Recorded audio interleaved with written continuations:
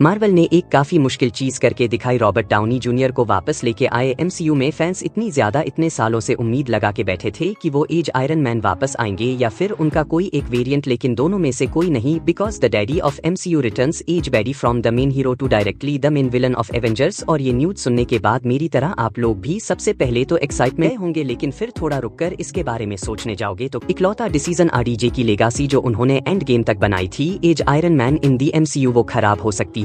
Well actually risk बहुत बड़ा है। और जब मैं इसके बारे में सोचने लगा तो कुछ एकदम क्लियर ऑब्वियस से रीजंस मुझे सामने दिखाई दिए, जिसके कारण अगर हमने एक्सट्रीम लेवल वाले एक्सपेक्टेशंस लगा लिए तो डिसअपॉइंटमेंट हो सकती है। वो रीजंस अभी मैं डिस्कस करूंगा। एक हफ्ते बाद इस टॉपिक को छूने का मन किया क्योंकि लोग हाइप ट्रेन में बैठ के जो तेजी से चल रहे थे, पहले बना देता तो पिल जाता और थोड़ा शांति से होंगे दोनों एवेंजर्स डूम्सडे और सीक्रेट वर्स सोल राइटर का मतलब उन पूरी टीम जरूर होगी, लेकिन हेड इकलौता इंसान। ये चीज मुझे थोड़ी और जरूर लगी क्योंकि जिन दो लोगों के मैं नाम बता रहा हूँ वो एक साथ काम कर रहे हैं। 2004 से बहुत सारी मूवीज और कुछ टीवी शोज भी इन्होंने साथ में मिलके लिखे हैं। Narnia, Thor, agent Carter, the Gray Man, यही दोनों राइटर्स की जोड़ी ने अपने को Captain America first avenger, Captain America winter soldier, Captain America civil war, infinity war, Endgame दी है। दोनों ने वही दोनों राइडर्स में से एक का आना और दूसरे का नहीं आना आज में भी उतना बड़ा नहीं लग रहा है, लेकिन ये पोटेंशियली डिफरेंस हो सकता है गुड और बेस्ट के बीच में। दूसरा इंपॉर्टेंट रीजन जो अपनी आंखों के सामने बहुत ज्यादा ऑब्वियस है, लेकिन ज्यादा लोग उस तरफ देख नहीं रहे हैं। Change in power dynamics. Dynamic होता है या डायनामिक्स होता है, देखो हम सबको पता है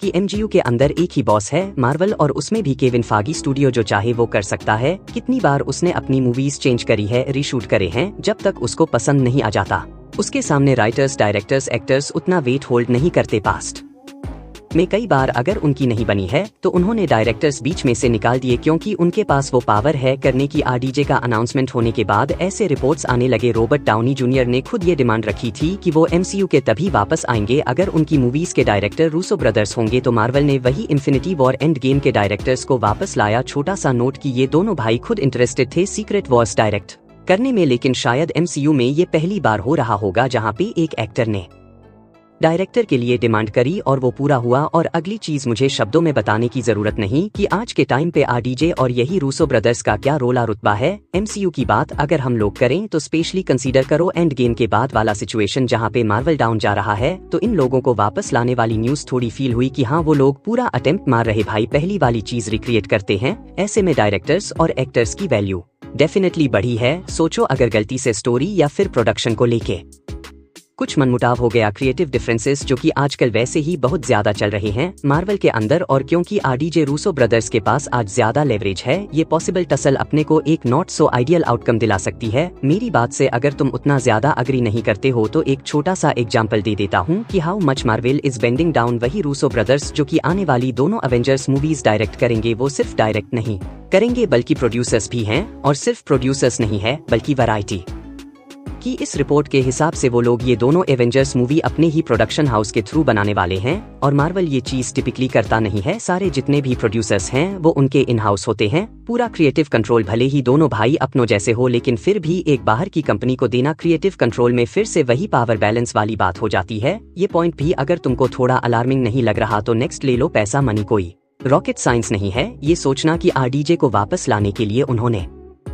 दुनिया भर का पैसा दिया होगा जितना वो 57 साल पहले लेते थे, उससे तो डेफिनेटली ज्यादा। कुछ रिपोर्ट्स इंटरनेट पे कह रहे हैं कि दोनों अवेंजर मूवीज के लिए $80 मिलियन प्लस एक एक्टर के पीछे। और देखो भले ही कितना बड़ा प्रोडक्शन हाउस है, कितनी बड़ी फ्रेंचाइजी, उनके पास अनलिमिटेड मनी स्पेंड करने का ऑप्शन नहीं होता है। हर किसी को लॉज ऑफ इकोनॉमिक्स फॉलो करना है। क्योंकि कोई भी मूवी बना रहा है तो प्रोड्यूसर को क्या चाहिए?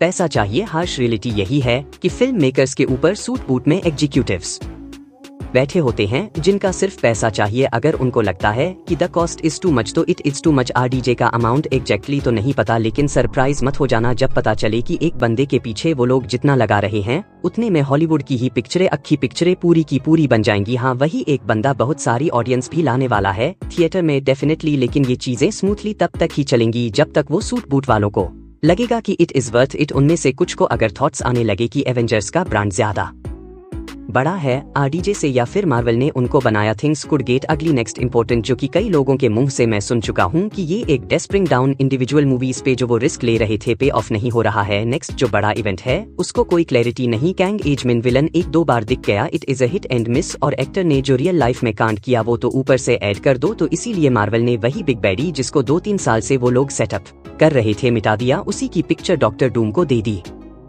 वही अगर सब कुछ स्मूथली चल रहा होता, डॉक्टर डूम का ऑप्शन भी होता उनके पास, तो क्या वो लोग आरडीजे को लाते? प्रोबेबली नहीं, लाने के लिए मजबूर होना पड़ा क्योंकि चीजें अच्छी नहीं चल रही, और ऐसे में आपने अपनी सारी उम्मीदें एक इंसान के ऊपर ला दी है कि भाई आरडीजे आएगा, पिक्चर मस्त बन जाएगी, ऐसे बनेगा, ऐसे कैरेक्टर आएगा, ये करेगा वो करेगा, but if the movie is not good या फिर जो मैसिव लेवल्स की हाइप लगा रखी है वहां तक नहीं पहुंचा, पिक्चर अच्छी है